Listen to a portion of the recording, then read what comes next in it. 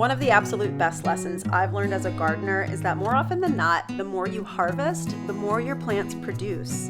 And that's especially true of basil. Once you see those little flowers start forming on the top, you need to cut it. And in this peak summer heat, the basil has been growing so fast that I feel like I'm going out to trim it every other day. I've been keeping it in vases on my counter because it looks really pretty, and oh my God, it smells so good when you walk by. But okay, that's how I got the idea to make this basil ice cream. I've got so much of it growing, why not get a little weird? This is a custard style ice cream, which means that it's super rich and creamy since it's made with egg yolks, not just cream. So it's a little bit more of a process to make, but the texture is unmatched in my opinion. It's worth every bit of extra effort.